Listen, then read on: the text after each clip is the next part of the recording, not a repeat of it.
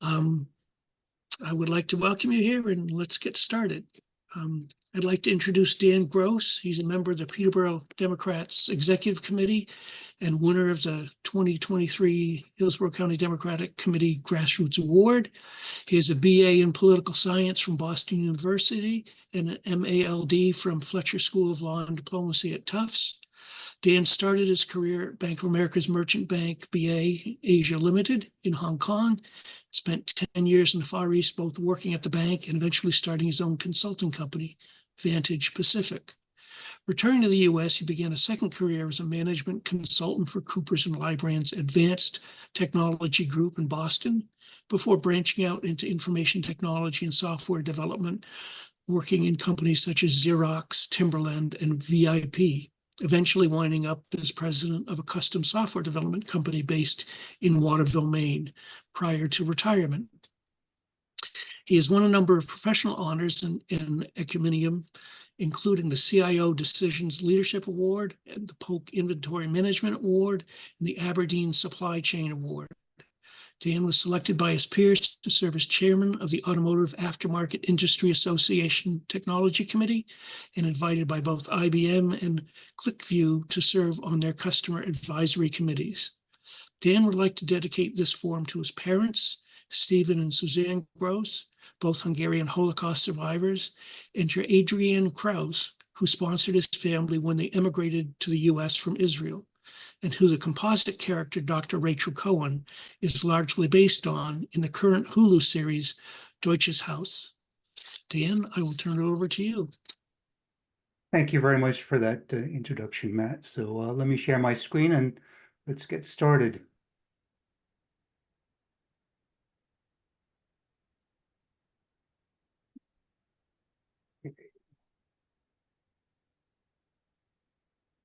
So we're going to talk about Project 2025, which is a transition to authoritarianism, unfortunately.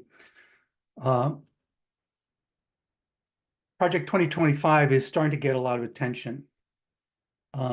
It's mentioned in the mainstream media increasingly, and there's some really good articles in the New York Times, the Atlantic, New Yorker about this project. But so far, it's like looking at an elephant with a magnifying glass. You kind of see pieces of it, but it's hard to look at what it is, in its entirety. And hopefully tonight I'll be able to shed some light on what this elephant really looks like. So in January 2017, when Trump took over in the White House, the GOP actually controlled the presidency, the Senate, and the House, and everybody was waiting with bated breath to see, what would happen. I mean, these guys had the trifecta. And what did we get? We got Sean Spicer.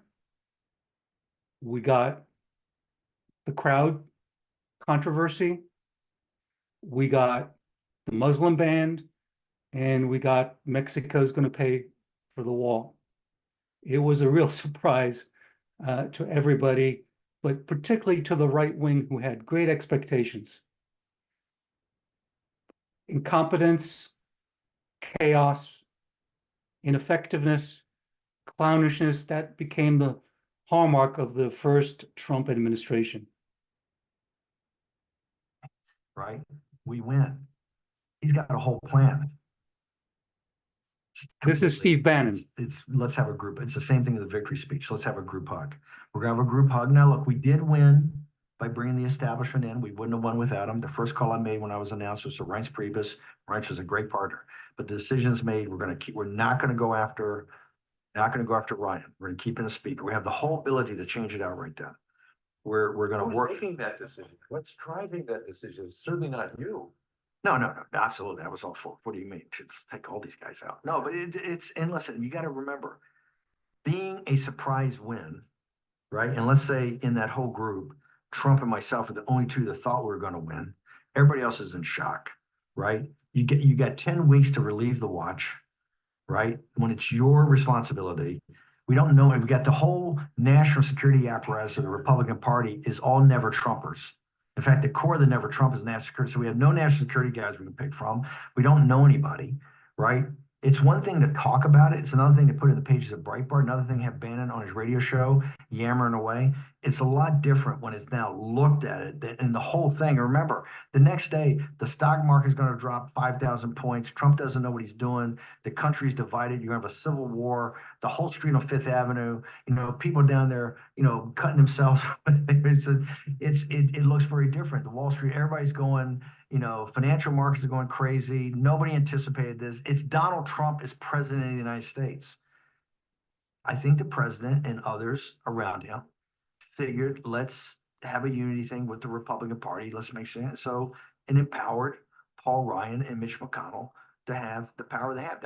That's the original. If it's an original sin of this administration vis-a-vis, I think, the swamp and the primitive political class, it is back to the Breitbart. We can't get to the Democrats till we clean up our own mess. We didn't. We basically made a Faustian bargain. That's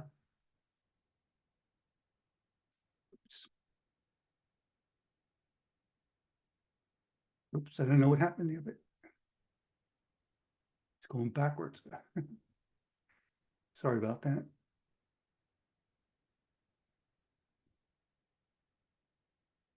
right. His administration. March 1st, 2009, the Obama people, the Obama White House had four.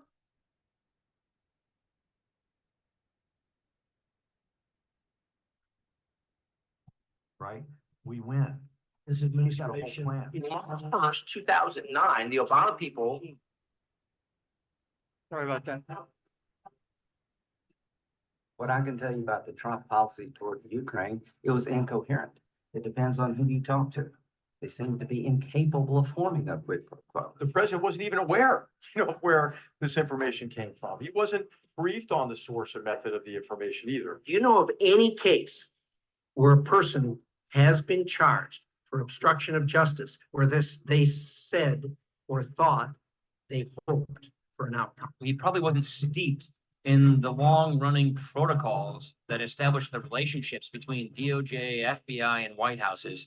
He's just new to this. In retrospect, I probably would have done things a little differently. For me, this was opposition research. This notion that we were colluding with the Russians but couldn't remember the proper mailing address of our campaign in Pennsylvania is just preposterous. I can't imagine anyone had the time nor the wherewithal to go out there even do something like this. We had a tough time colluding between the Trump campaign in Pennsylvania and the RNC.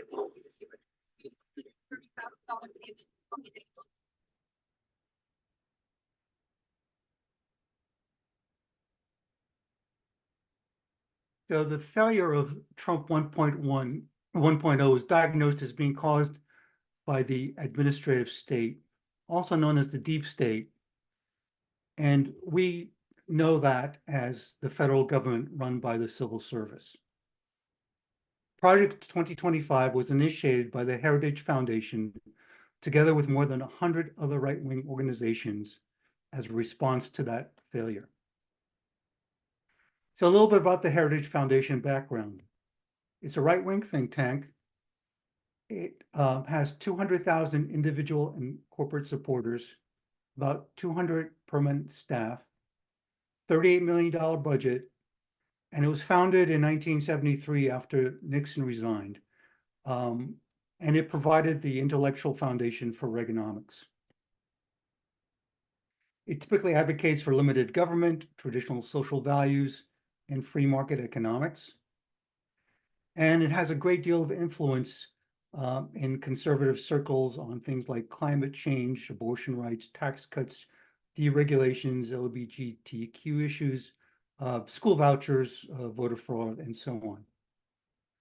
It's an incubator for future right-wing leaders and activists, including Tucker Carlson, who, after he failed getting into the CIA, applied to the Heritage Foundation, and they hired him. So the Heritage Foundation has a number of past initiatives, voter ID bathroom bills. So it creates these templates and it supplies them to conservative organizations in various states to enact campus free speech laws, stand your ground laws, anti-sanctuary city laws, parental rights bill bills, including the one that almost passed in New Hampshire. That really had its origin in the Heritage Foundation. So what is Project 2025? It's a prefabricated blueprint for reimagining the federal government. It's a guide for government takeover and actually dismemberment of the civil service based on the unitary executive principle. And we'll get into what that actually means in a little while. So it's composed of 4 parts, and we'll again detail each one of these. So the first part is a policy book called The Mandate for Leadership. The second part is a sophisticated recruitment and personnel database. The third is the Presidential Administration Academy, and it stars our own Catherine Levitt from New Hampshire. And a transition playbook, which is now called Agenda 47, sorry, I got that reversed, for creating 180 transition teams and transitions plans for the next administration, which is now oriented completely to Donald Trump. So these are the key people involved with Project 2025.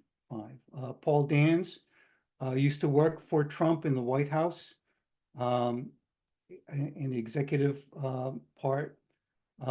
Spencer Cretin and Troop Hemingway were recently added, replacing Stephen Grove. And it's really interesting because Stephen Grove was the co-director until recently with Paul Dans, but he was Nikki Haley's chief of staff at the United Nations. So when Nikki Haley went into it against Trump, the Trump people came down and exerted their influence and kicked him out. So a little background about the U.S. Civil Service, I think, is really important to understand how all this kind of works. So the Civil Service has almost 2 million civilian employees and about 700,000 defense employees as of 2017.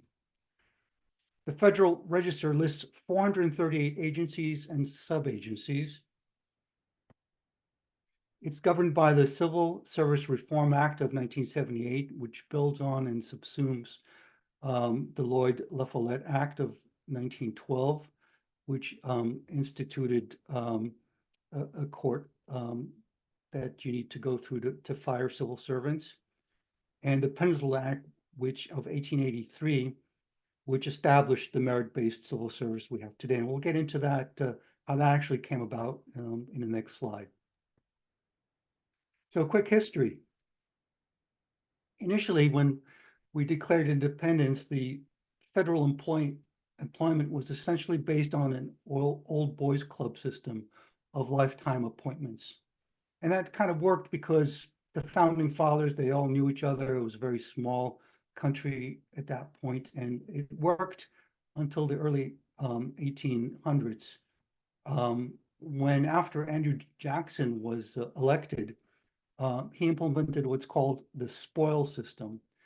And that's where term limits were applied to civil servants, and their terms coincided with each presidential cycle. So each new president got to clean out and appoint his own federal servants. However, by the time Grant became president in the 1860s, this system became very, very corrupt. And it became so bad that political campaigns, national political campaigns were actually financed by tithing these appointees' salaries. So this guy, Charles J. Guiteau, changed all that. And he did something that actually changed the spoil system and implemented the meritocracy with the Peterborough Act. And I didn't really know about this guy until I was researching this. And it's really interesting. What he did to change the civil service is he shot President Garfield. He assassinated President Garfield in 1880. And the reason he assassinated President Garfield in 1880 was because he had campaigned for Garfield, and he expected to be appointed consul to Paris when Garfield won. And when he wasn't appointed, he got so upset because he didn't get his patronage that he thought he was due, that he shot Garfield. And there was such an reaction to that, such a public outrage, that they changed the whole system to a meritocracy-based one with the Pencil Act. But it's really interesting that they actually have a song that somebody wrote around that time that chronicled the whole episode, and I couldn't resist but to add that to this presentation. So here it is.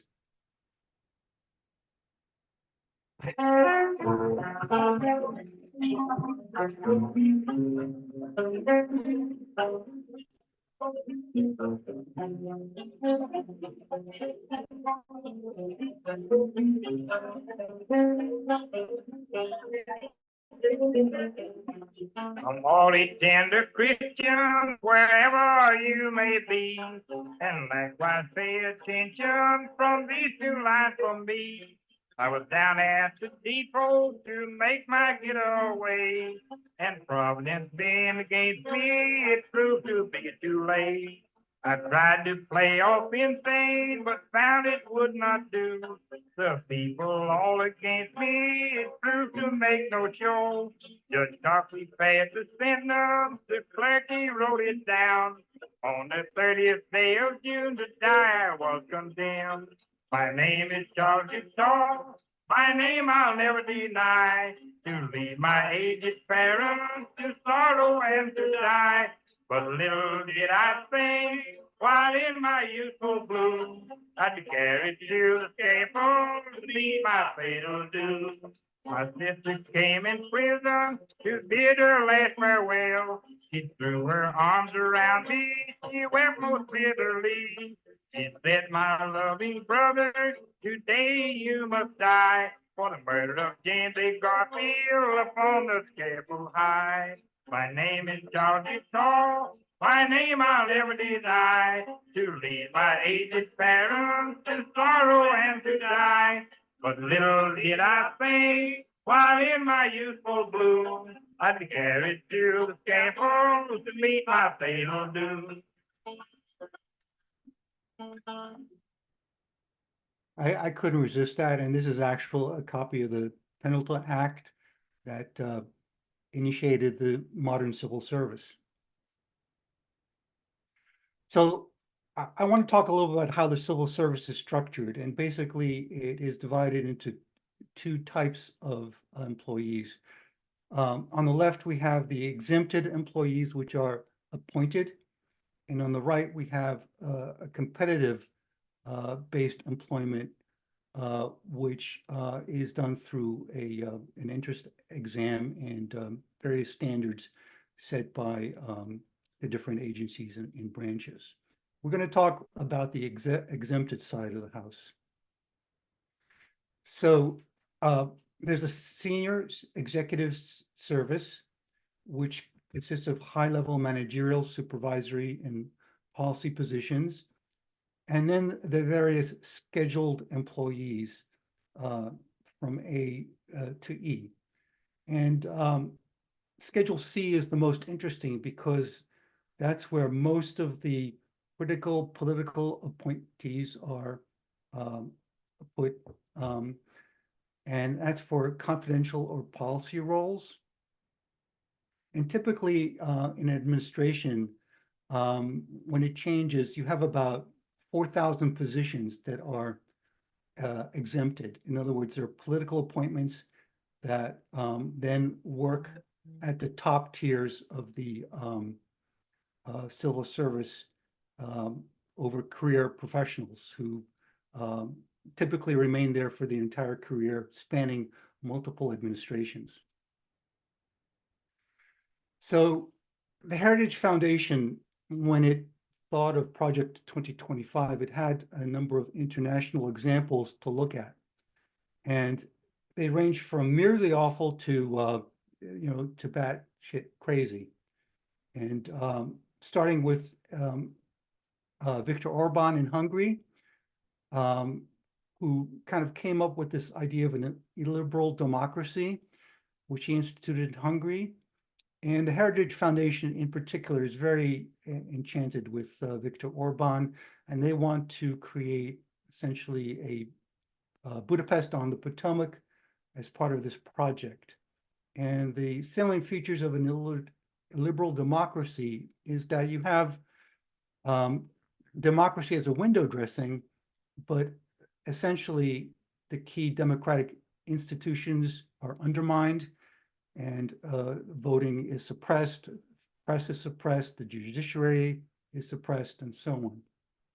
So it's just a shell of a democracy. Then you have this concentration of power, example by Vladimir Putin in Russia. It's called vertical of power.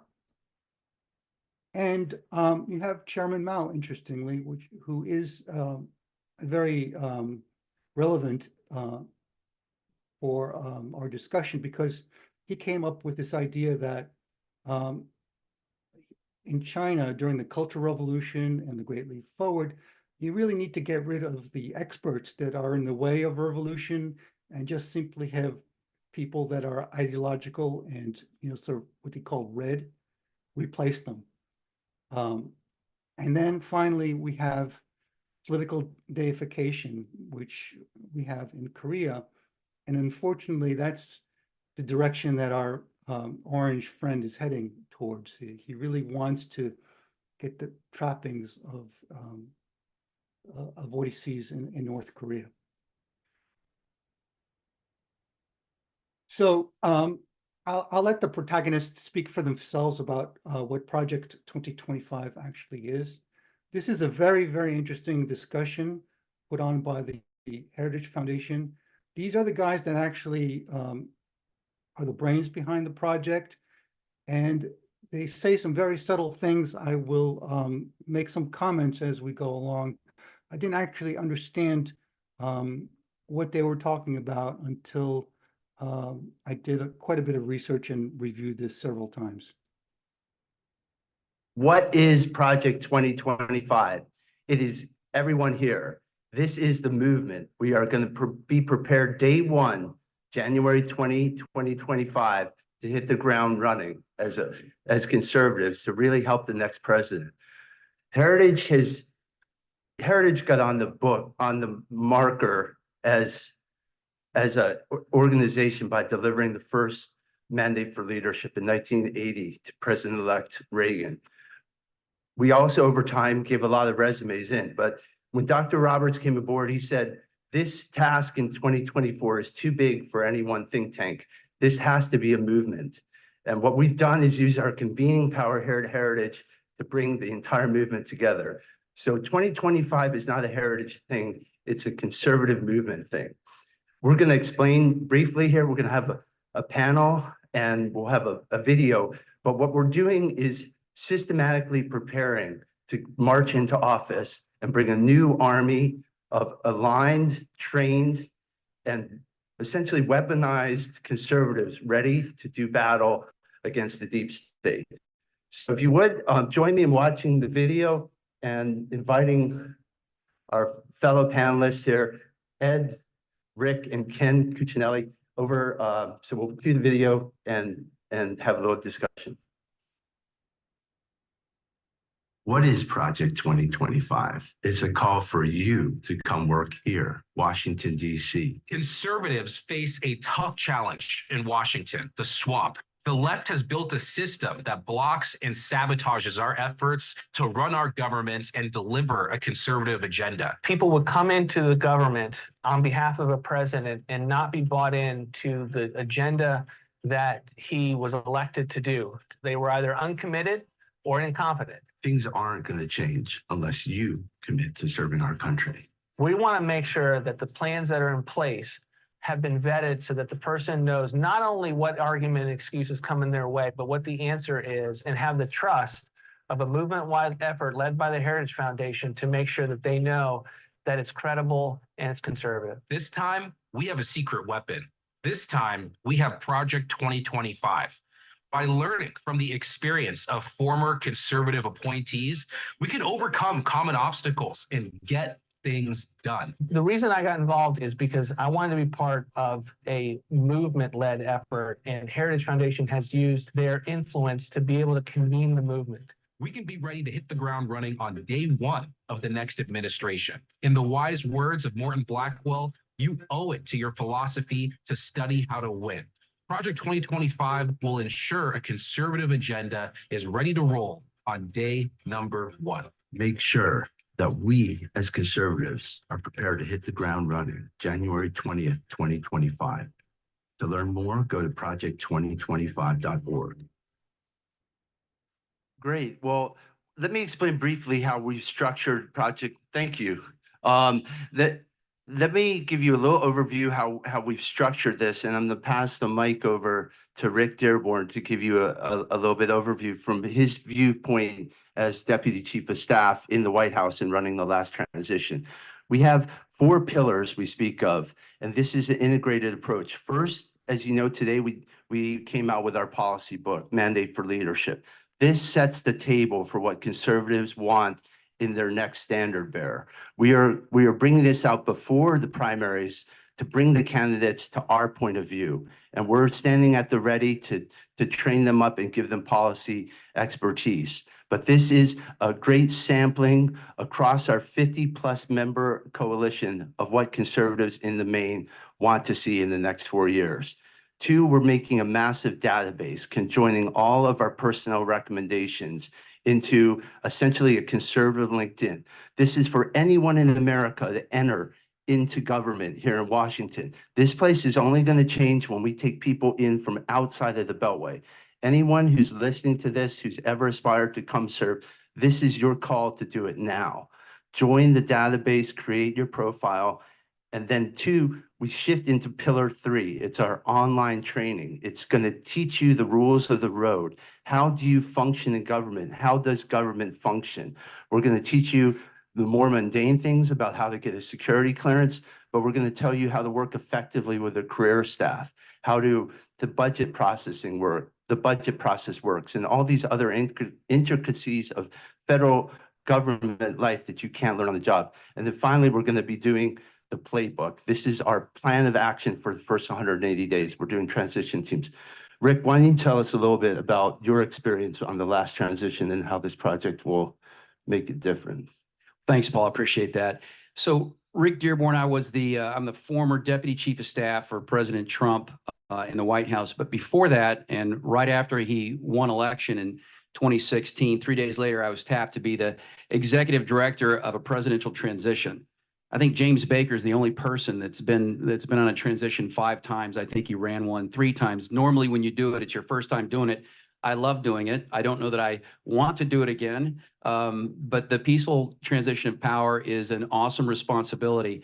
I would have given my right arm to have had the book that I see on so many tables out there, to have this Mandate for Leadership, the Conservative Promise. I would have been able to go to our agency action team and put the book down and say, hey, here's what you should take a look at when you're going to build out how to run EPA or the Department of Justice or DOD. The 4th pillar that you talked about, Paul, the idea that there's a battle plan, plans, executive orders. How do you write those? What rules are important? What should you focus on? What can you anticipate that Congress may want to reverse or advance? What should your priorities be for the administration? All of that will be part of this project that we provide the next conservative president. So I'm ecstatic about it. I wish I'd had at least this first piece, the book. And I'm happy actually to turn it over to a Deputy Secretary at Homeland Security and former Virginia Attorney General, Ken Cuccinelli, to tell you a little bit more about what is in this book and how important it is. Well, thank you, Rick. And I did serve in the Department of Homeland Security, and that's the chapter that the title in the book is lead author, but the reality is in DHS, and you'll hear this from other chapter leads as well, over 30 people contributed to writing this chapter. It covers the entire waterfront of the department, which is 250,000 employees, over a $50 billion budget. There's a lot of ground covered under the banner of the Department of Homeland Security. And so some of the names you'll know: Mark Morgan, Tom Homan, Joe Edlow, who followed me in USCIS. Some of the others you wouldn't recognize, some from the legislative perspective, because some of what we look to do here is lead the way and have urge a president to lead the way in changing the law, not just issuing executive orders, but permanent changes to how American government works to better serve the American national interest and the American people. And all of those inputs are incorporated. We don't agree on everything all the time. You may have noticed that here. That's an important statement, and we'll be talking a lot more about that. Very interesting. This is a good example of this. We start out with a primary recommendation, which may surprise some of you, and that is to get rid of the Department of Homeland Security. Well, maybe it doesn't surprise that many of you. But we also play the probabilities. Before I went to the dark side and went to law school, I was an engineer. I tried to stay in touch with the numbers. And we think the odds of that, I don't want to bet on them, but we also worked, well, what if it doesn't get broken down? And by that, we don't mean get rid of the missions. We mean better manage from a national standpoint how American security is protected, how American responsiveness is protected. You think of FEMA, for instance. And we go through them agency by agency as well, including They really want to do a number on we FEMA. should be rid of, like the TSA.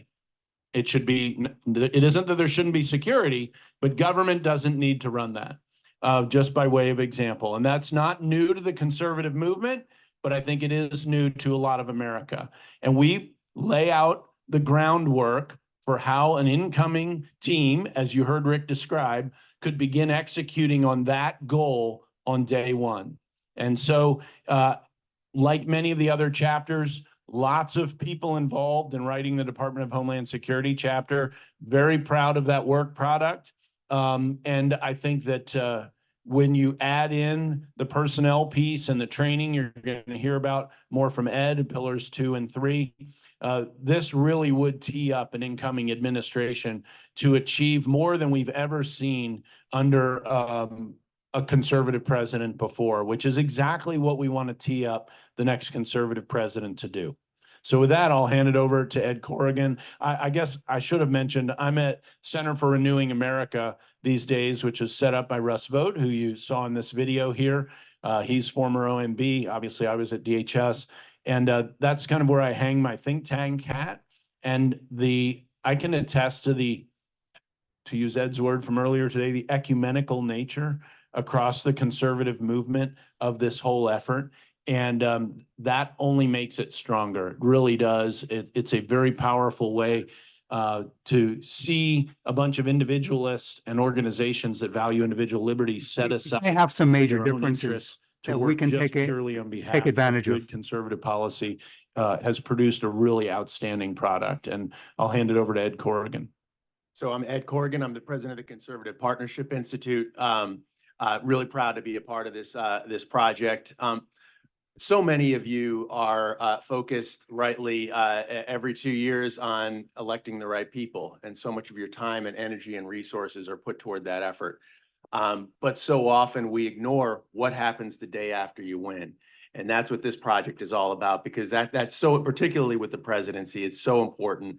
And basically you're going to get a chance to flip through the policy recommendations, having all of that. Rick and I were up in Trump Tower in the winter of 2016 I was working on the personnel project. Rick was running the whole operation. It's just so important getting the right people, and that's what that we've been focused on. Is the personnel database is going to be robust. It's going to provide strong recommendations. And in addition, we're going to have the database is really their secret training, weapon. Programs for folks who want to come in and want to serve, and giving them the recommendations, the toolkit, and how to navigate it, and from people who have done it before and have been successful at it. So I just want to say, as Ken, you're going to hear a lot of folks say, it would be for the most powerful think tank in America, it would be very easy to go it alone on a project like this. That's not what happened here. under the leadership of Kevin Roberts and Paul Dans and Spencer and Steve Groves and others. This has been really a team effort. You got 50 different conservative organizations have contributed to this. It's over 100 now. Makes this a strong product. No presidential campaign or president is going to be able to ignore it. This is going to give them the tools to really be successful. And so really grateful and proud of the team for what they've done on this. Yes, and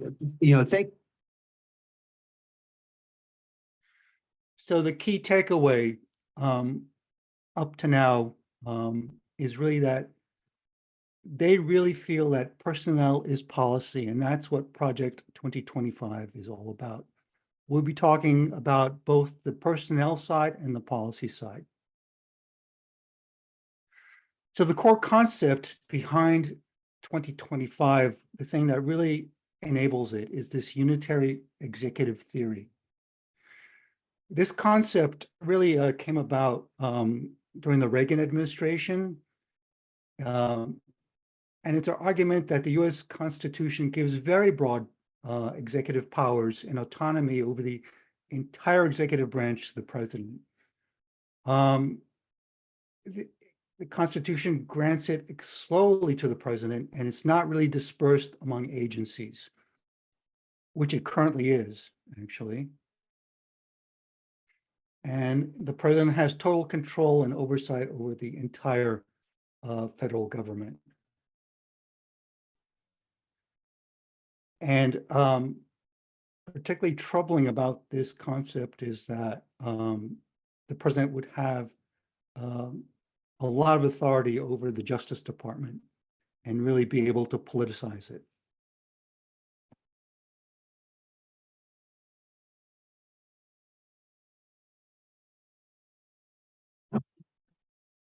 This is from the Federalist Society talking about the unitary executive.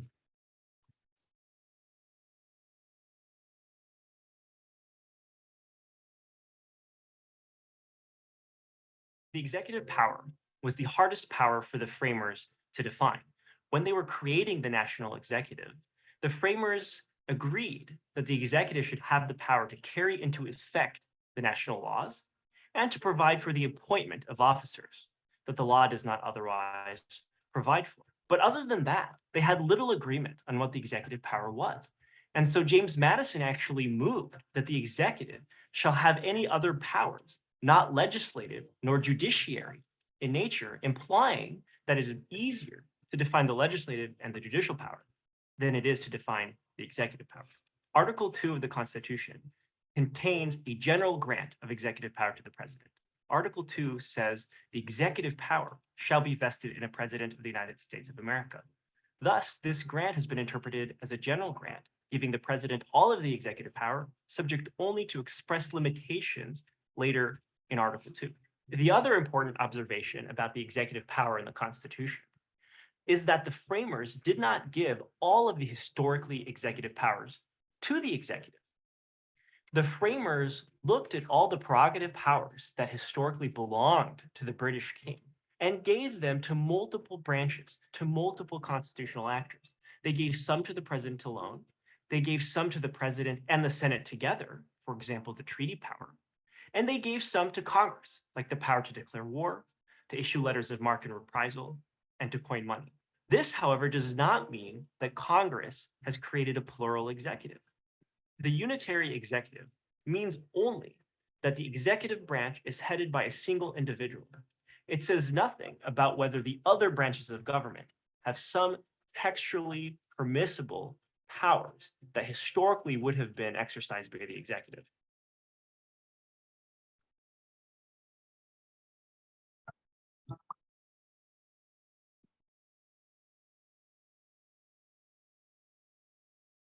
The second linchpin, or the second key piece of Project 2025, besides the unitary executive theory, is Schedule F.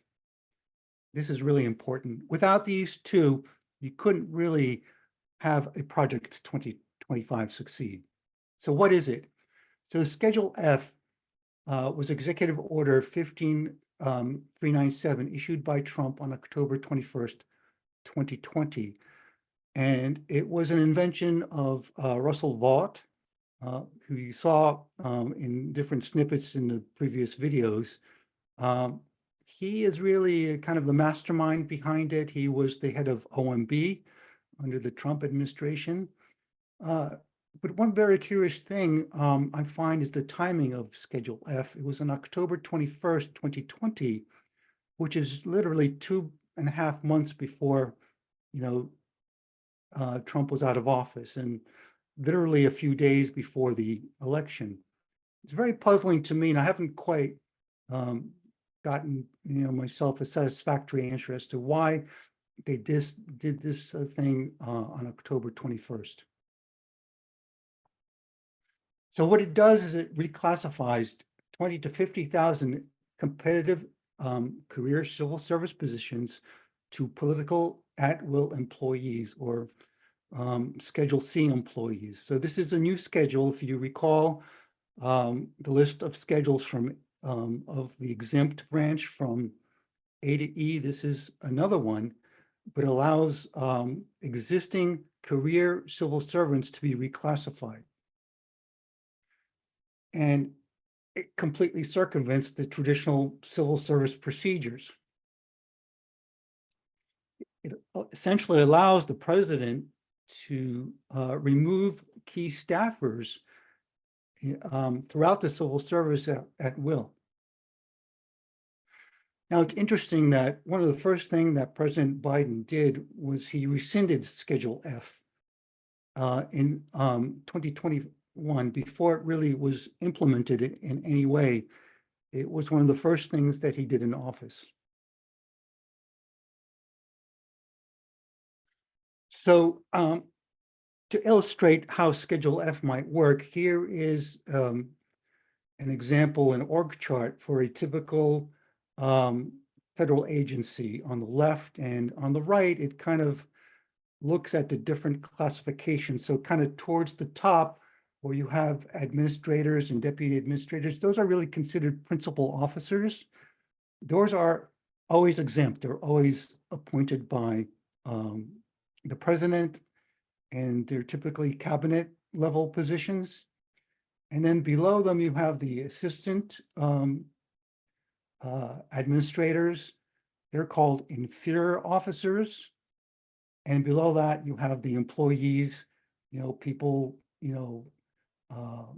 that do human resources, that do various kinds of staff work. Each administration has its own set of laws, and a court. It's got its own judges. And it's interesting because this line that separates political from non-political staff, I made it thick because in certain positions, it's kind of controversial. For example, administrative judges, are they appointed by the administration, or can they be hired through the civil service exam? But what Schedule F will do is essentially it will move that line down by making more of the lower level staff political appointees. And in a sense, by doing that, it reinstitutes the spoil system. Here is Russell Vought talking to Charlie Kirk about what Schedule F really is. This is quite shocking, this conversation. And this idea of Schedule F is in the clouds, and it drives journalists bananas. What is Schedule F, and why should we use it?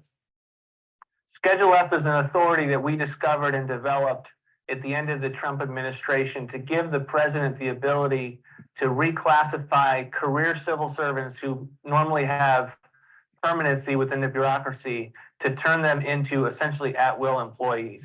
And it's something that he signed an executive order to do. I classified 90% of the Office of Management and Budget as Schedule F employees.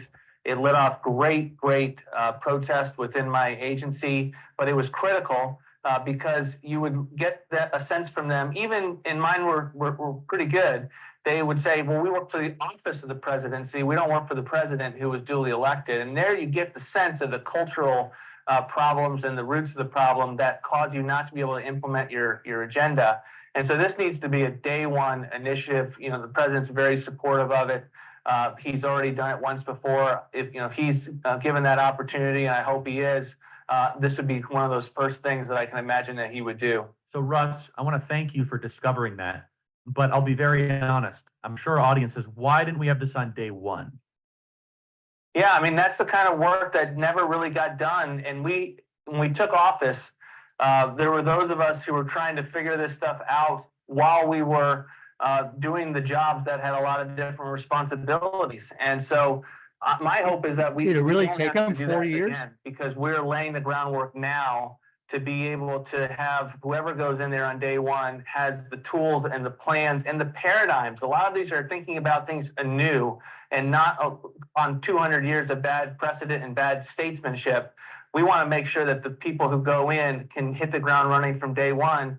And that, there's a lot of reasons for why that didn't happen. The reliance on more party officials, the staffing of the agencies with people that didn't ever want to buy into America First cultural changes, agenda setting issues. And so like that, there's a lot of reasons for why that didn't happen.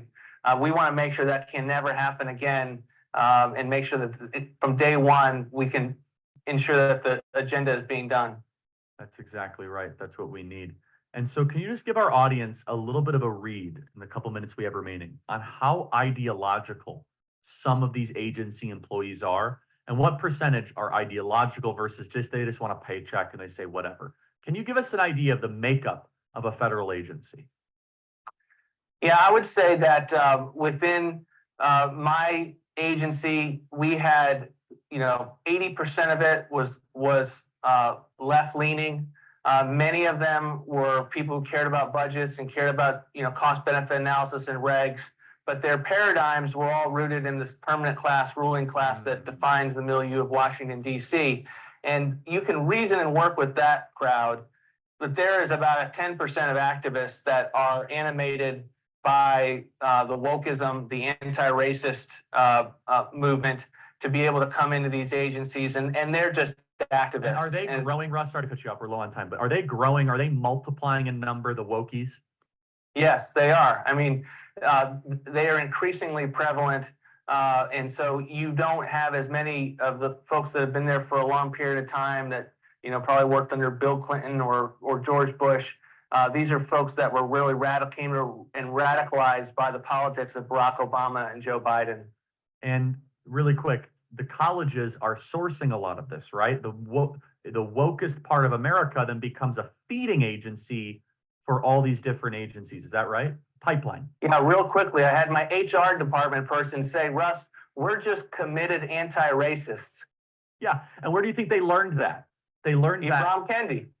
That's right, Ibram X. Kendi. And they probably learned it at Rutgers, they learned it at University of Maryland or Ohio State, wherever they went.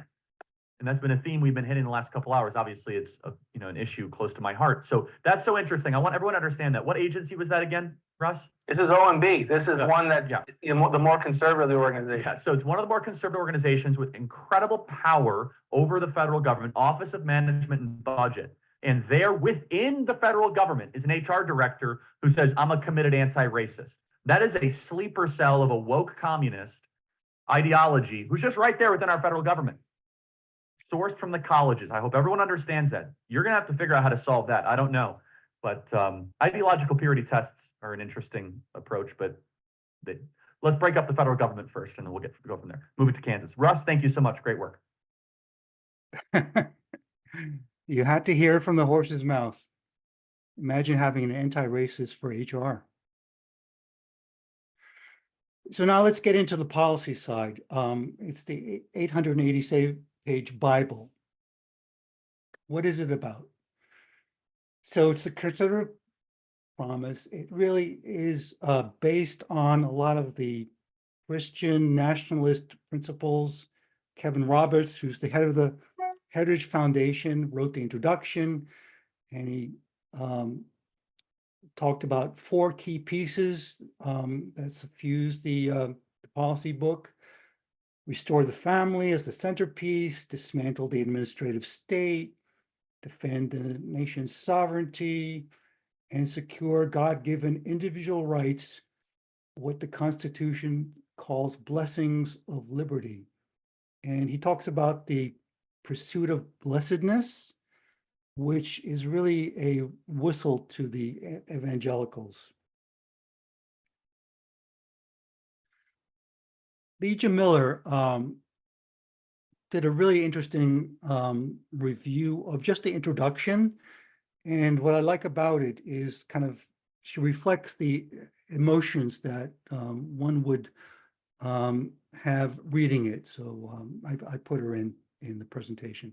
Says the next conservative president must make the institutions of American civil society hard targets for woke culture warriors. This starts with deleting the terms sexual orientation and gender identity, diversity, equity, and inclusion, gender, gender equality, gender equity, gender awareness, gender sensitive, abortion, reproductive health, reproductive rights, and any other term used to deprive Americans of their First Amendment rights out of every federal rule, agency regulation, contract, grant, regulation, and piece of legislation that exists. It goes on. I'm just going to speed it up a little bit because we're running short on time. Based social science reinforced definition of marriage and family, meaning the next president should push to remove protections for same-sex marriage. And that's not the only reference to the Bible or the sanctity of the family in the policy document. Its 920 pages are littered with references to the Bible and Christianity and the traditional family unit. The foreword declares the most important community in each of our lives and the life of the nation is the family. Today, the American family is in crisis. 40% of all children are born to unmarried mothers, including more than 70% of Black children. There is no government program that can replace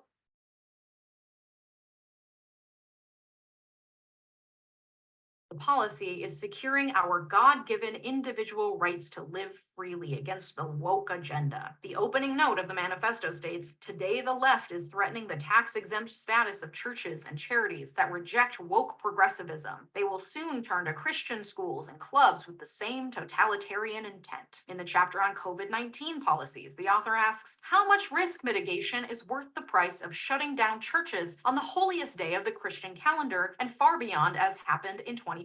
What is the proper balance of lives saved versus souls saved? And the fact that these people think that the federal government should be concerned with saving souls tells you enough about the belief system of the people who want to overrun our government. The chapter on the U.S. Department of Labor states, God ordained the Sabbath as a day of rest, and until very recently, the Judeo-Christian tradition sought to honor that mandate by moral and legal regulation of work on that day, and blames consumerism and secularism for the decline in Sabbath observance, calling on Congress to encourage communal rest by amending the Fair Labor Standards Act to require that workers be paid time and a half for hours worked on the Sabbath, which sounds kind of nice except for the whole Christian nationalism thing. The chapter on the U.S. Department of State says that special attention must be paid to challenges of religious freedom, especially the status of Middle Eastern Christians and other religious minorities, as well as the human trafficking endemic to the region. But of course, we know which religious freedom they're concerned with here. In all of this, Project 2025 essentially creates a blueprint for the proliferation of a Christian nationalist agenda at every level of government. You guys, that's just one pillar of Project 2025. So I did a deep dive and I read the entire mandate, and I condensed some of it to show you. This is just a sampler, and we're running a bit late on time, so I'm just going to run through this really fast. So by different executive agencies and bureaus, starting with the White House, what they want there is a pliant Office of General Counsel. And by pliant, they mean that they want the guy to approve anything that the president wants to do legally. They want to create, special assistance to focus on life and family issues. And you can read that as kind of the liaison, between the president and, his key religious supporters. In the Department of Defense, they want to purge the general staff. They really want to go after the top generals and basically get rid of the ones that they consider woke or having DEI tendencies. Obviously, they want to reduce U.S. involvement in NATO, but what's not generally known is that they also want to increase the nuclear arsenal, including theater weapons, and they want to renew actual testing of nuclear bombs, and they want to invest in the infrastructure for that. They're focusing on the great power competition with China in particular. And they also want ASVAB, which is the military aptitude testing, at all secondary schools that receive federal funding. They want to be able to audit courses at military academies. And very interesting, deeply buried in that section, there's a very sinister line that says that they want to eliminate all U.S. Marine Corps law enforcement battalions. And this did not make any sense to me. It just kind of popped in out of the blue. Why is it there? But it makes a lot of sense when you look at what they want to do on the border. They also want to militarize space, and they want to end U.S. Cybercom's participation in efforts to fortify elections. They want to use irregular warfare proactively, eliminate CISA, which is the Cyber Infrastructure Security Agency, again, focused on election security. And they want to eliminate armed forces detailees to the National Security Council. So they just want political appointees there and no input from professional military.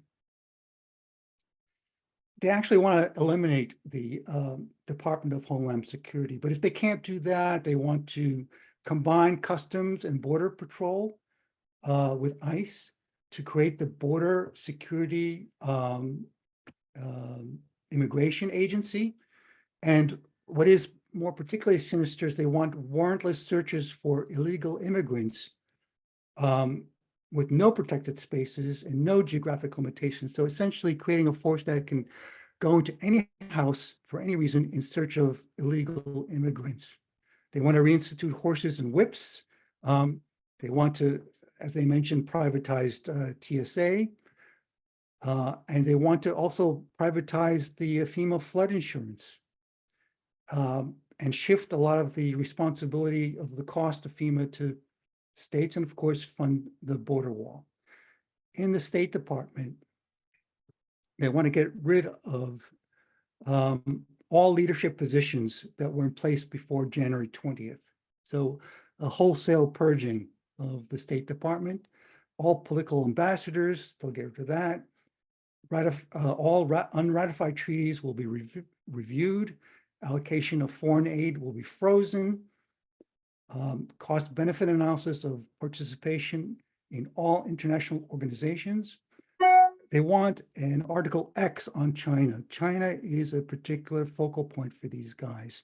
And Article X refers to George Kennan's famous telegram that he sent from Moscow that created the containment of the Soviet Union policy in the 1950s. Now, their attitude towards China is particularly problematic because what they're saying, I'll read, this is a quote, the PRC challenge is rooted in China's strategic culture and not just Marxist-Leninism of the CCP, meaning that internal cultural and civil society will never deliver a more normative nation. In other words, China will always be an existential threat. This is very, very troubling way of dealing with a massive country like China, essentially making it into an eternal enemy. They want to bump the 2% NATO pledge, and they want to do everything they can to keep Britain from going back into the EU. USA, they want to get rid of and de-radicalize a lot of the policies and kind of reorient it to support U.S. national security interests. They want to rescind all climate-based policies, eliminate the DEI and LGBT+ initiatives. They want to redefine basic human needs as requiring a house of worship. Protecting life should be the core objective for providing assistance, which means no birth control, no abortion aid. They want to channel aid through religious organizations. U.S. aid is a massive program. There's billions of dollars in it, and it's the largest foreign aid program in the world. They also want to train all USAID staff on the connection between religious freedom and development. They want to make individual families and not disease or conditions the focus of medical aid. And they want to promote private sector solutions, particularly global churches, so handouts to churches to provide aid. The Department of Agriculture, they want to repeal sugar subsidies, make sugar cheaper so they can put it in more foods. They want to reduce funding for school lunches, eliminate federal meat inspections. They want to, this is very interesting, they want to remove obstacles for agricultural biotechnology because they claim that the scare tactics ignore sound science in this area. Of course, with vaccination, scare tactics are great and throw science out the window, but when it comes to agriculture and big business, we're all for science. They want to repeal labeling mandates for GMO, and they want the Forest Service should focus on proactive management does not require burning. So that's Aesopian language for allowing the timber industry to go in and chop down trees in national forests. Department of Education, very interesting. They based their policies on Milton Friedman's 1955 guidelines for public funding, but not family decisions. I've actually gone in and read Milton Friedman's 1955 paper on that, and that's not what he said. He said that the federal government is responsible for a foundation of education that has neighborhood effects. In other words, should teach our children to be good citizens, give them a basic foundations, and then higher levels of education we can then privatize. But it's very important for our society to have a basic foundation. And these guys obviously didn't read Milton Friedman. But they want to push everything down to the state level. They want civil rights investigations to be dropped. Student loans should be privatized and unsubsidized. Parent rights top tiered. They want to really go after higher education accreditation with the intent of protecting faith-based schools from standards and criteria that conflict with religious missions or beliefs. Public service loan forgiveness program should be eliminated. They want to minimize BA degrees for federal jobs. And antitrust should be pursued against college accreditors for professional degrees such as the American Bar Associations. These guys are really thinking about ways to use antitrust in very creative ways, and we'll talk about that in a little while. Department of Energy. So they want to unleash the private sector. They want to stop climate change, decarbonization efforts. They want to streamline and enable nuclear and LNG energy, eliminate efficiency standards for appliances, get rid of grid planning and eliminate ARPA, which is the Government Research for Energy organization. They want to reclassify high-level nuclear waste to low-level nuclear waste. And they want to reject the ratification of the Comprehensive Test Ban Treaty.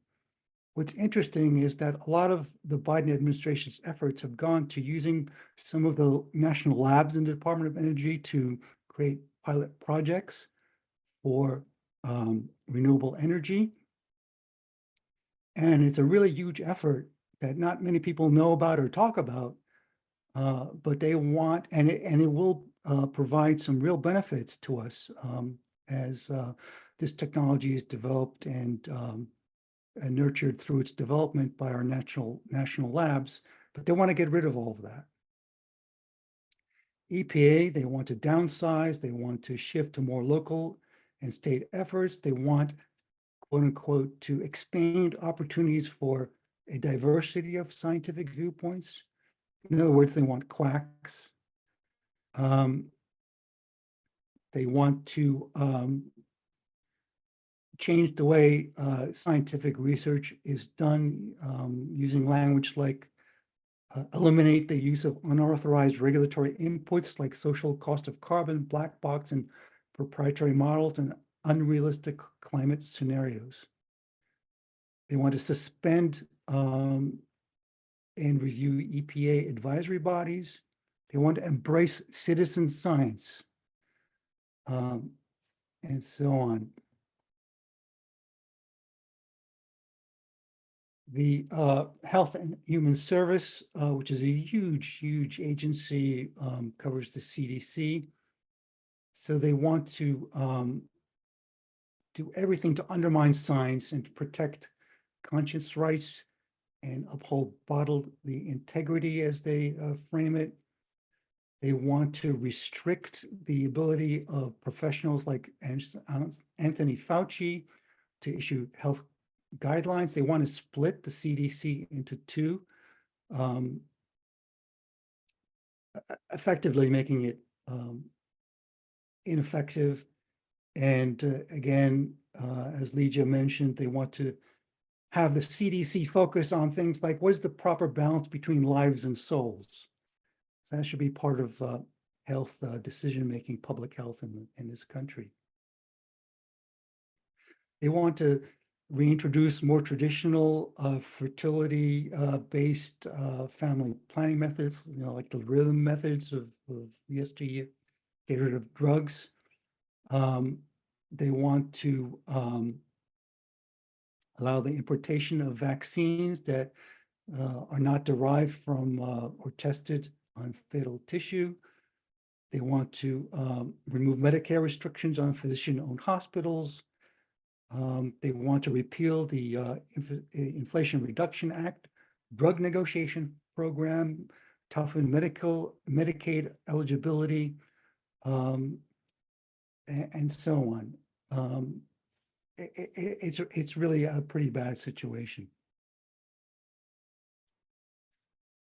In terms of the Federal Election Commission, they want to remove the FEC's independent litigation authority and have the Department of Justice handle all litigation. Now, this is really interesting because the FEC is an agency created by Congress.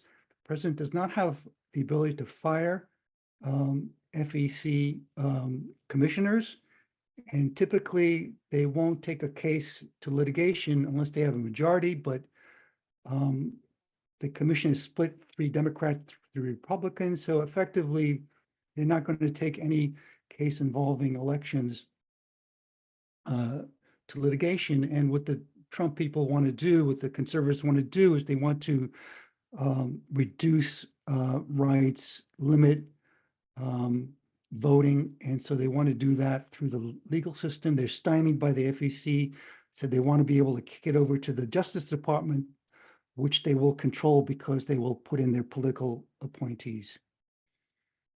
So the Federal Trade Commission, they want to use antitrust to combat firms' negative effects on democratic institutions. They want to kind of look at antitrust. Typically, antitrust cases are brought on the basis of price, being able to control prices. But because a lot of these platforms and online services are free, they want to kind of reinterpret antitrust in terms of well-being and happiness for a basis of action. For the FCC, they want to revoke Section 2030, which grants platforms immunity from being able to be sued. Apologize, that was kind of a quick run through, but I want to give you guys a sense of the granularity and the sheer size of all of their policy proposals. And there's a lot more that I didn't cover, obviously. But there are also opportunities within that. So there are disagreements within the policy guidelines.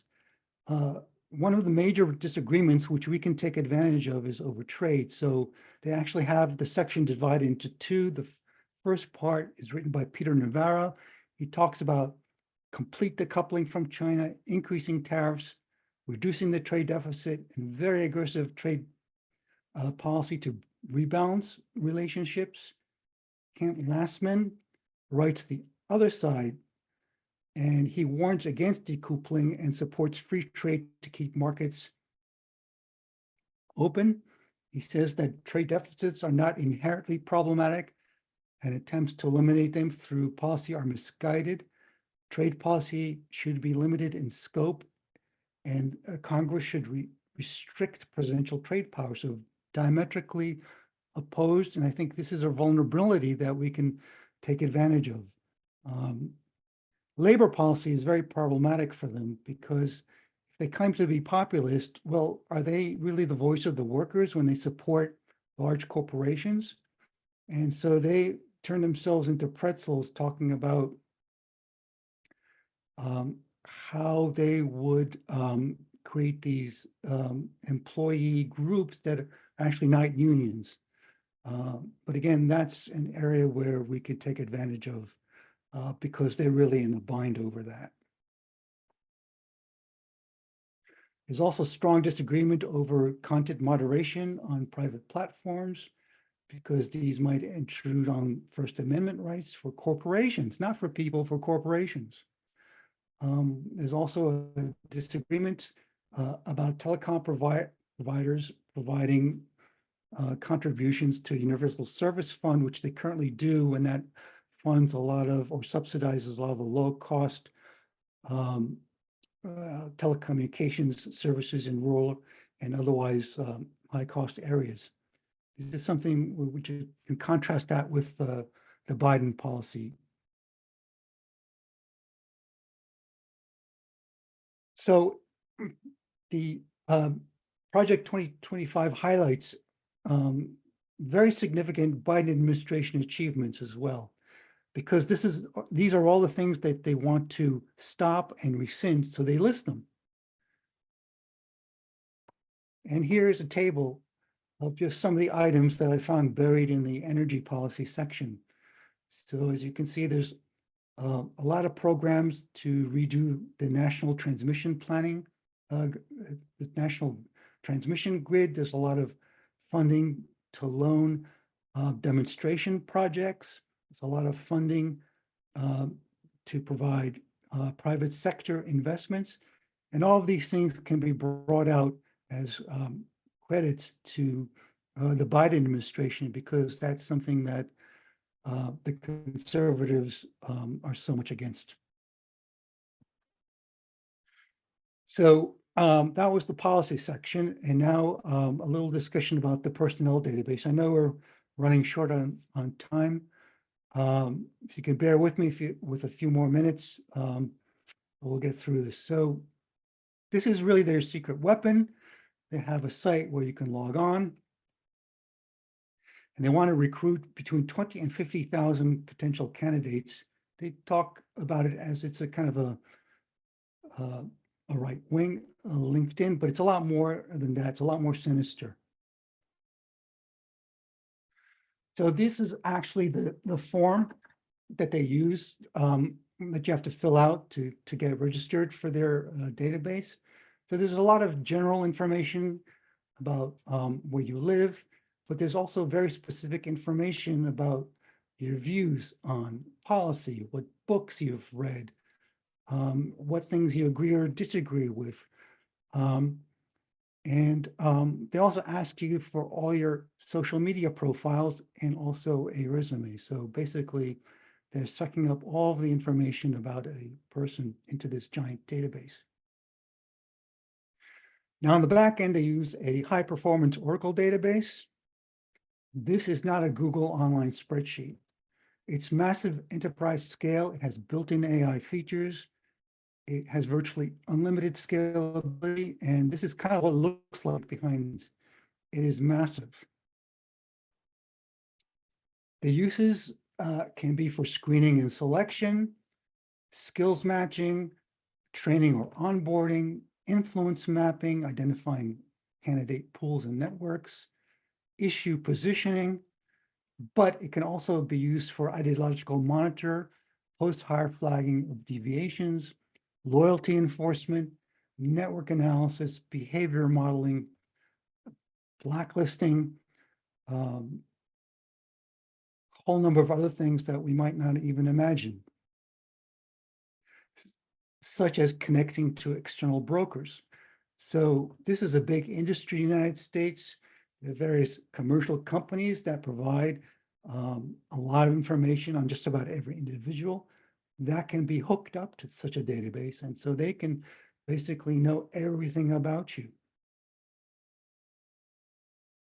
This, for example, is the service provided by Axiom, and they have up to 3,000 data points on every U.S. consumer. So anybody that's going to apply to that database, they can find out a lot more about them than just what they provide.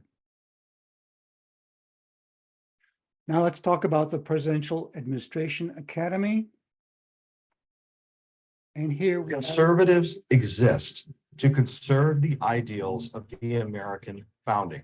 These ideas are actually the source of our recovery. On January 20th, when the president puts his hand on the Bible, everything changes. Our goal is to ensure that the conservative administration that takes office in January of 2025 is ready on day one. The next conservative president will only be able to do so with your help.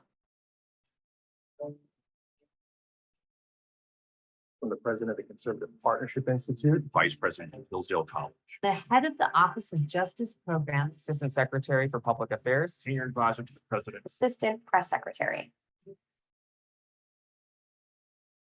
You're here to cut government. You're here to do something that's not in their interest. The deep state is real. You want to be someone who knows answers. As a public servant, you're working on behalf of the American people, the greatest country on the planet. It's your job to ensure that that power is executed responsibly and in line with the president's will. This is your chance to truly make a difference. We're glad you're joining us.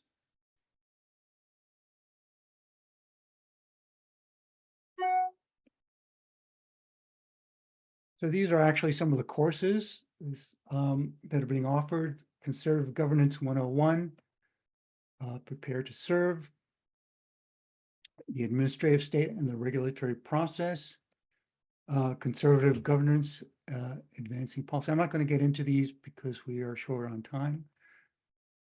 And finally, the playbook, which is now called Agenda 47 because Trump people have taken it over. So they want to implement the unitary executive. They want to implement Schedule F, of course. They want to leverage the Justice Department and FBI to go after their political enemies. They're going to do that on day one. They will purge and politicize U.S. intelligence agencies, install loyalists to manipulate economic policy and statistics, immediately deport 10 million undocumented immigrants by first running them up and rounding them up and putting them into camps. And this is where that sinister Marine Corps reference goes.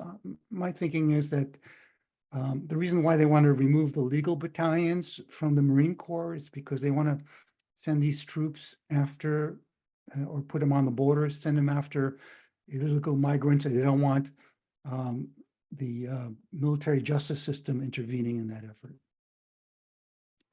They want to reinstate the Muslim ban. They want to tariff all imported goods, major military shakeup, redeployment of troops. They want to terminate the Department of Education, deploy the National Guard domestically, federal takeover of Washington, D.C. And they actually have a website. Now, the nice thing is that Trump is not very serious about policy, and he's a wild card. He's a wild card even for the Republicans and for the extreme right. They don't know what he's going to do. He's very idiosyncratic. So this website is really nothing. It's basically a list of his tweets. And of course, there are buttons to contribute and shop. He's not very serious. He never was, and he never will be. And that's a problem for them as much as it is for us. But what if they succeed? Remember Paul Brenner? I'm just going to play this final video. During the Iraq War, you remember the coalitional provisional government? Yes. Provisional authority. They were going to send in, the whole idea was that we're going to remove the whole governing structure of Iraq. And what we're going to do is we're going to put in new people who are going to create this beautiful Jeffersonian democracy in Iraq. And we're going to help them. Remember, they were always spouting that. So that was the whole neocon vibe, remember, was just, we're not hurting these people. We're making their lives better. We really are. I mean, the dead, it's a shame, but, really in the end, they'll thank us for it. And they demanded that the Iraqis thank them for it. So they sent in all these people into to man the CPA, to start up everything from, new infrastructure projects to a new government, to a new stock market. They had everything that they were going to do all this. Well, I know anybody who's, been around for the last 20 years remembers that it was a complete and utter disaster. It was a total debacle. They ended up sort of, huddling in, like 2 or 3 Quonset huts in the middle of the green zone in the middle of Baghdad, and never really got anything done. And it ended up being just a complete bust. And it was all like 22-year-old interns. Well, that's what I was going to say. Right. It was the heritage. It turned out nobody could figure out how they could go so wrong, right? I mean, come on. America doesn't have people who could actually do this. I mean, they helped rebuild Europe after World War II. I mean, come on, what's going on? Well, as it turned out, it was another patronage operation. They found the people to do this through resumes that the Heritage Foundation dug up. So is anything being done? Yes. So basically, there are 4 different things that can do to stymie or stop the Schedule F from being implemented, and kind of the fruition of the authoritarian unitary executive concept. So the first level is executive order, and that's quick in speed, but low in impact because it can be rescinded by the next president. The second is an administrative order within an agency where they pass a rule, and let's say the next president comes in, issues an executive order that conflicts with the rule. It goes through an internal process that takes a lot of time to figure out. It can ultimately be overturned in a regular court, but it takes time. The next level, which is much more powerful, is a congressional act. And finally, there's a Supreme Court ruling. So there was the Prevent the Patronage Systems Act, which was passed in the House in 2022. We know, our legislators know what this is all about, and they're working to stop it. It was added to the 2023 National Defense Authorization Act in the Senate, but it got cut in the final version. On 2/13/24, Tim Kaine and Jerry Connolly, Brian Fitzpatrick, one from the Senate, the other 2 from the House, they introduced a similar Saving the Civil Service Act, and this bill requires the approval of OPM before before a employee can be transferred between the competitive service to the exempt service. And it must also have the employee's consent to do so. And there's additional cap on how many transfers can be done within any given agency within a period of time. So these are powerful things, but unless we actually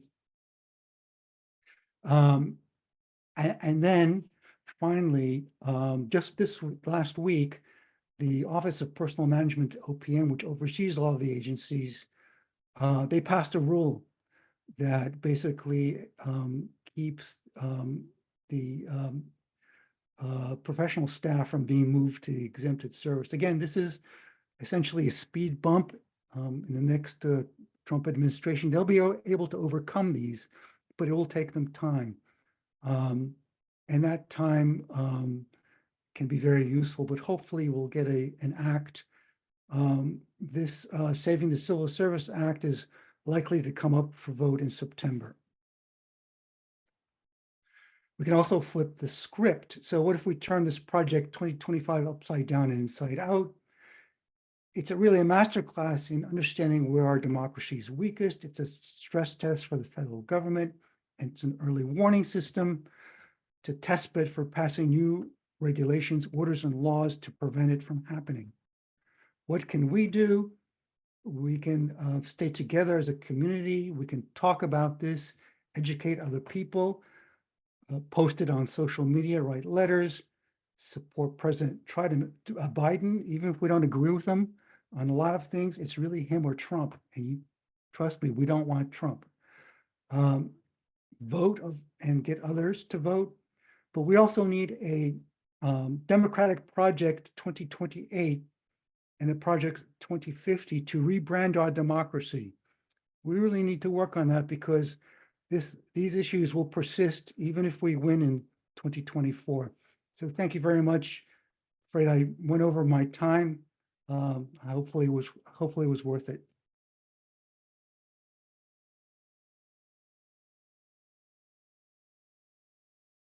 Thank you, Dan. That was chilling and very informative. We did have a couple of questions come in while you were giving your presentation. I hope you'd be willing to entertain them. We had one come in that Annie Robbins asked, will Congress have any power under this project/playbook? If so, what if there is a Democratic majority? Well, if we have a Democratic majority, let's say the scenario is Trump gets elected, but we have a majority in the House and the Senate, then we can pass an act that prohibits Schedule F. We can strengthen the civil service by passing acts, and then they'll have to bump it up to the Supreme Court to overturn Congress. And that's where we have, a risk because they control the Supreme Court. So, the Project 2028 and Project 2050 for us will be to regain control of the Supreme Court. It's one of the many things that we need to do. In addition to kind of rebranding democracy, they've kind of branded it as a swamp. We've got to reclaim the swamp. And democracy is messy, it's frustrating, but it's a hell of a lot better than the alternative. It's a terrible system of government, but better than all the rest. Next question we have is, will you be making the actual presentation slides available to folks? Would you be amenable to doing that? Yes, I'd be very amenable. I have to rework it because there's some graphical overlays that might be tricky for people. So yes, I'll be happy to provide whatever information people want. Okay.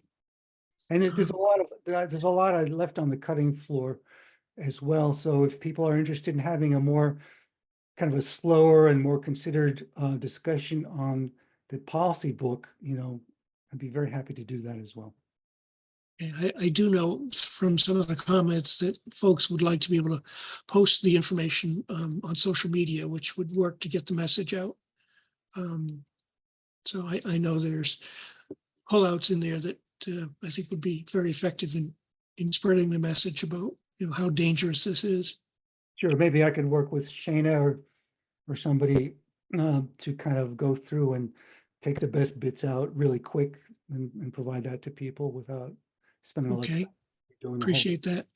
And we will be making, just so everyone knows, we will be making the recording available so to attendees. So that will be available the next day or two. So are there any other questions? got a lot of comments and a lot of thanks for all your efforts. My pleasure. I'm sorry it took so long. No. It's That it's a was lot of material. It's a great deal of material that you were able to go through and summarize quite effectively. I've had when I'm practicing by myself. I've had I've got two questions about folks wanting to know if they can participate in the democratic response for 2028 and 2050. So we will take that into advisement, and through the Hillsborough County Democratic Communications Committee, we can get information out on that and have them contact you. Would you want to put your email address in the chat for folks if they want to contact you directly? Sure. So there we go.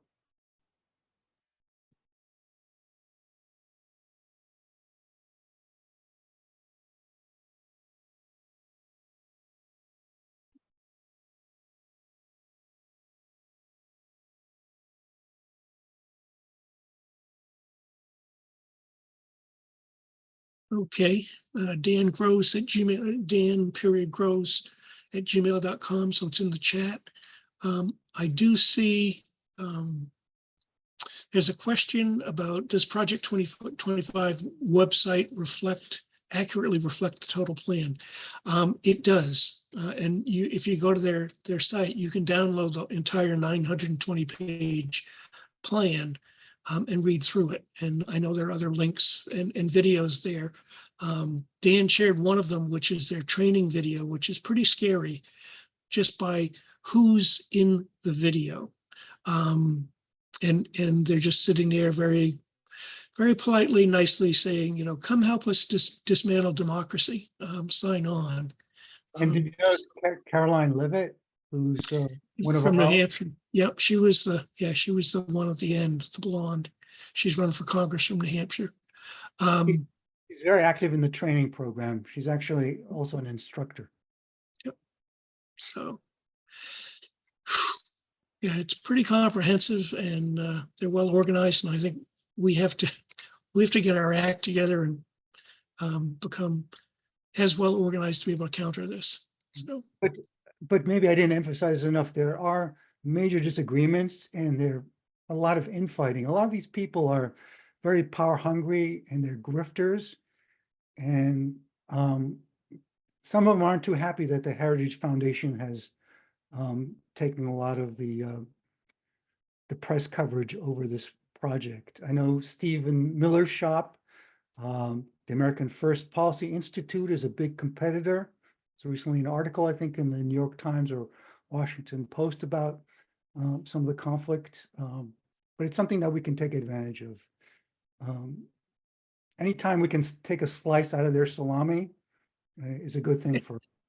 And turn them back on each other. So, well, I want to really thank you for your time and the material. And seeing as it's 8:37, if no one else has any other questions, I will thank everyone for participating. And as I mentioned, we will be sharing the recording with attendees.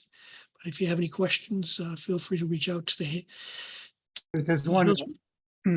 I didn't know, there's some questions up in the chat that we didn't get to, like, are there any serious articles to recommend, so I can work to put together some of the lists I have, sources I used for that, and provide that to you guys. Okay, and I know that there are Media Matters is a website that's put together sort of an overview, and there's a bunch of other ones that are beginning to assemble information so you can then digest it and disseminate it. So we can share those as well.